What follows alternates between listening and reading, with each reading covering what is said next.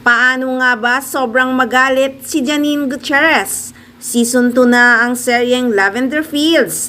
Nakaka-excite na lalo ang mga bagong episode.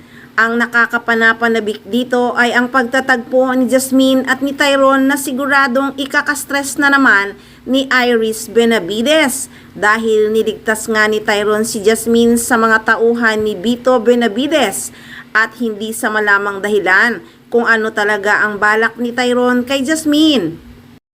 Bumabawi nga kaya siya sa kasalanang ginawa niya dahil sa pinangako niya sa tatay ni Jasmine na tutulungan niya ang mag-ina nito. Nakonsensya kaya si Tyrone? Nako, humanda na tayo sa galit ni Iris Benavides pag nalaman niyang nagkita na si Tyrone at si Jasmine. Stress to the max na naman si Iris Benavides dahil lolokohin ulit siya ni Tyrone. Nagpanggap nga lang pala si Tyrone. Nako, lalo na pag nalaman ni Tyrone na may anak siya kay Jasmine. Hindi lang stress si Iris kundi suklam na siya.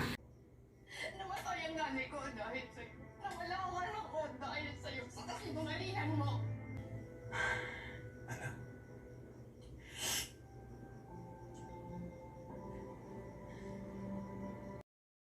Lalo na kaya pag nalaman niyang hindi tunay ang kasal nila ni Tyrone dahil yon ang plinano ng kanya amang si Vito.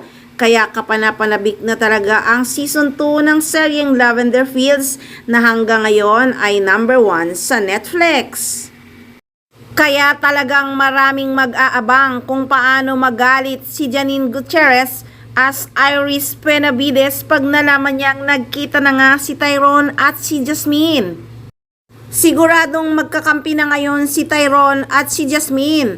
Ano na ang gagawin ni Sandro at ni Iris Benavides? Kaya naman hindi na talaga pinalalampas ng mga manonood at taga-subaybay ang seryeng Lavender Fields.